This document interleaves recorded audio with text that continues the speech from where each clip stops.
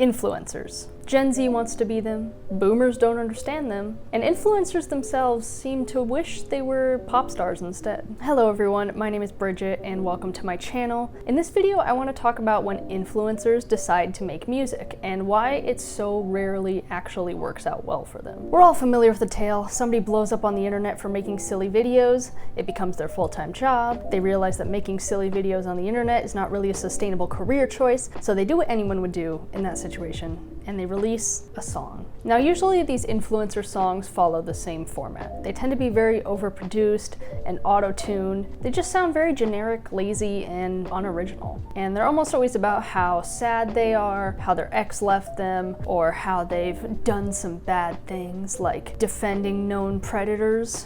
Jojo Siwa. So how did this influencer turned recording artist trend begin? Well, back in the day, before TikTok and before Charli D'Amelio and Addison Rae, YouTube created the first real influencers as we know them today. People who were able to fully support themselves by creating content and uploading it to social media. Now, back before anyone really knew that YouTube could become a full-time career, YouTube didn't take itself as seriously as it does now. The platform was mostly full of comedy and parody videos, and it was overall just a more fun and casual vibe. The first instances I can think of YouTubers trying to parlay their following into an actual music career are in the mid-2010s. Now around this time you started to see YouTubers like My Life as Ava or Gabby Hanna, who gained a following by creating content that was completely unrelated to music, then shift to start releasing music on their channels. And for the most part, these songs are not good. So what if I'm the monster? While a lot of these YouTubers didn't really succeed in turning their YouTube career into an actual legitimate music career, there were a couple of success stories from this period, including Troye Sivan, Conan Gray, Dodie Clark, Poppy, and Joji/Filthy Frank, who I had no idea was the same person for an embarrassingly long time. However, I feel like the difference between these YouTubers and some of the previous examples is that the ones who were successful in creating a music career already had a background in music before fully making the switch to being a musician. Whether they were posting original songs, covers, or both, they had already established themselves as musicians prior to making the switch to being a serious musician. I think that's what caused the Conan Grays of the world to be taken much more seriously than the Gabby Hannas of the world. That and their music is just better. I mean, come on, Gabby Hanna couldn't write Heather, are you kidding me? Monster! Then after the YouTuber music era kind of reached its peak, then came along the infamous clock app. Good old TikTok. TikTok skyrocketed in popularity over a little insignificant event that happened in 2020. And this app was different than other apps because it seemed like anybody could blow up. Anybody could become an influencer. Not that there was much of a barrier to entry before, but TikTok's algorithm kind of made it so really anyone could be discovered at any moment. And during the time of the pandemic, dancing videos were very popular on TikTok, and you started to see people like Addison Rae and the D'Amelio sisters blow up seemingly overnight and achieve a massive following. And I feel like TikTok, more so than YouTube, kind of caused people to be launched into fame for no real reason. And obviously there's a ton of actually great content on TikTok. I'm not saying the app as a whole is complete garbage, but I do feel like there's people who have a following that don't really contribute much to the world. And while you've always had people like Paris Hilton or the Kardashians who are just kind of famous for no real reason, with social media and especially TikTok, the amount of people who are famous for not really doing anything of value is way greater than it used to be.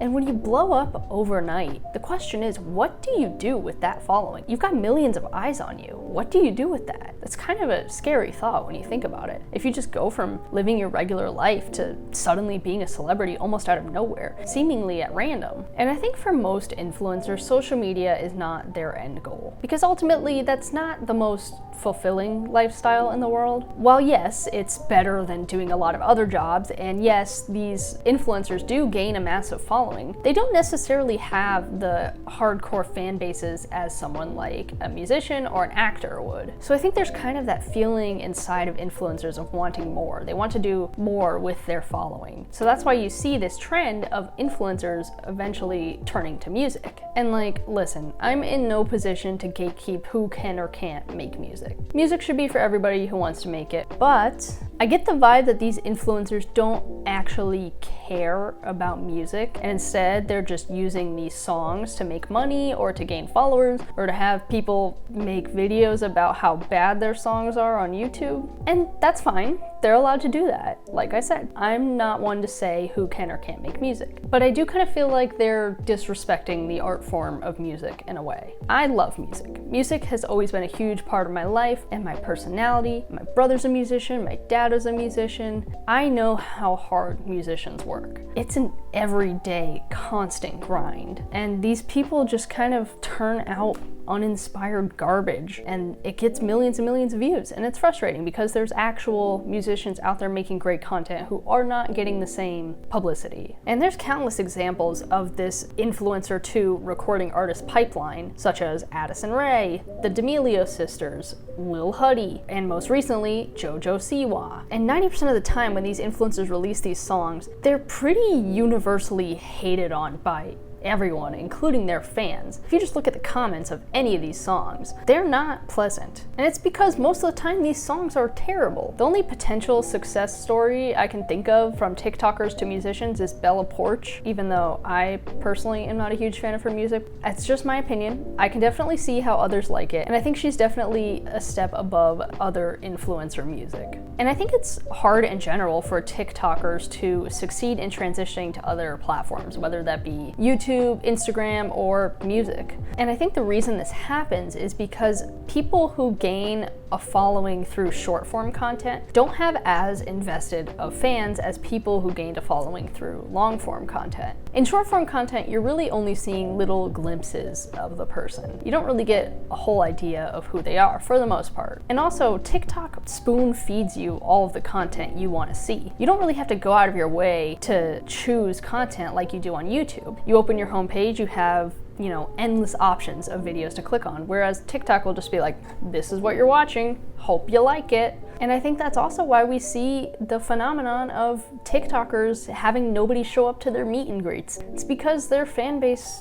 doesn't really care. And it sounds harsh, but it's true. We live in an age where anybody can become an influencer. It's no longer special or unique, but not everybody can be a great musician and make great music.